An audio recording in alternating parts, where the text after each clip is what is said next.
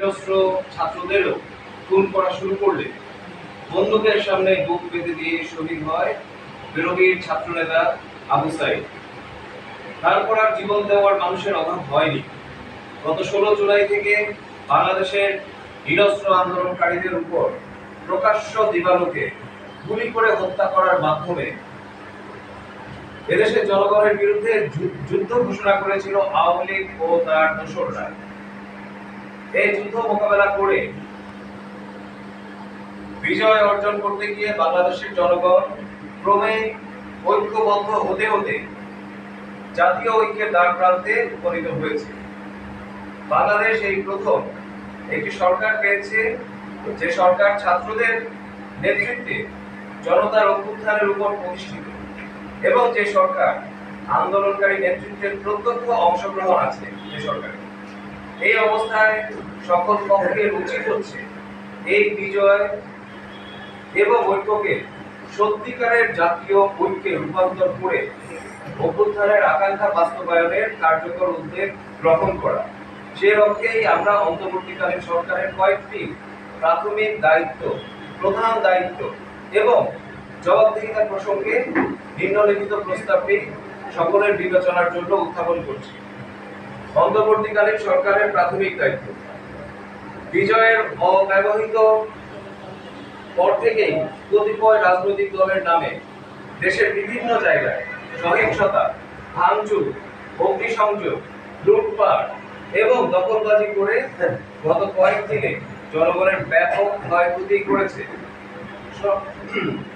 সরকার দ্রুততম সময়ে রাষ্ট্রের সর্বস্তরের নাগরিকের জান মালের নিরাপত্তা নিশ্চিত করার ব্যবস্থা গ্রহণ করবে। এটা হচ্ছে 1 নম্বর দায়িত্ব।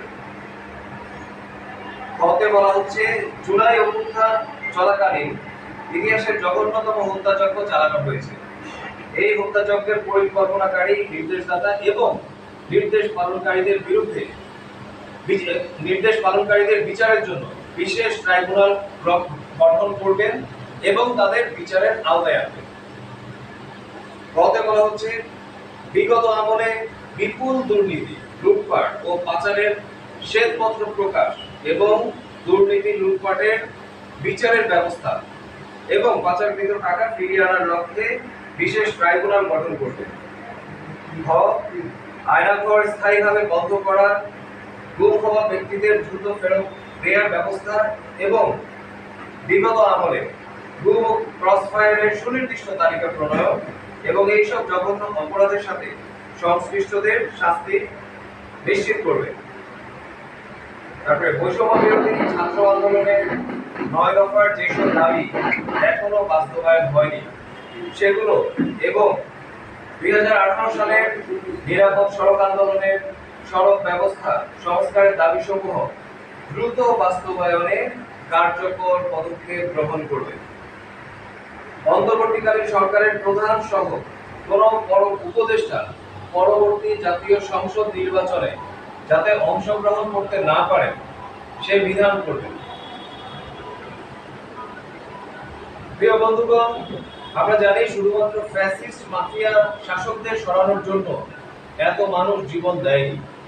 তারা জীবন দিয়েছে এমন একটি ব্যবস্থা কায়েমের লক্ষ্যে যাতে রাষ্ট্র ক্ষমতাকে ব্যবহার করে আর কোনো শাসক এমন ফ্যাসিস্ট এবং মাফিয়া জুলুমবাজ হয়ে উঠতে না পারে এবং এবারের পরিবর্তন যাতে টেকসই হয়। জনগণের অনুমোদন ছাড়া কয়েকজন বিচারপতি বা সংসদ সদস্য যাতে এবারের পরিবর্তনকে আদালতে বা সংসদে বসে নস্যাৎ করে দিতে না পারে। মানুষের সেই আকাঙ্ক্ষাকে স্থায়ী করার লক্ষ্যে আমরা অন্তর্বর্তীকালীন সরকারের প্রধান দায়িত্ব হিসেবে নিচের প্রস্তাবটি তুলে ধরছি। অন্তর্বর্তীকালীন সরকারের প্রধান দায়িত্ব: অন্তর্বর্তী সরকার রাষ্ট্রের সংস্কারের জন আকাঙ্ক্ষাকে বাস্তবায়নের জন্য ঐকমত্য তৈরির লক্ষ্যে 1 আইন বিভাগ বা সংসদ, 2 বিচার বিভাগ, 3 আমলাতন্ত্র বা প্রশাসন, 4 পুলিশ সহ নিরাপত্তা বাহিনী, 5 নির্বাচন কমিশন সহ সাংবিধানিক প্রতিষ্ঠান সমূহ, 6 নির্বাচন ব্যবস্থা, 7 রাষ্ট্র সংস্কারের রাষ্ট্র পরিচালনার আইন কানুন, 8 স্থানীয় সরকার ব্যবস্থা, 9 অর্থনৈতিক ব্যবস্থা, 10 ভৌতিক অধিকারের সুরক্ষা এবং 11 সংবিধানের ক্ষমতা কাঠামো সহ অন্তত 11টি বিষয়ে বিশেষজ্ঞদের মতামত সংগ্রহের জন্য টাস্ক ফোর্স গঠন এবং সমাজের সর্বস্তরের মানুষের সাথে গণ আলোচনার উদ্যোগ নেবেন।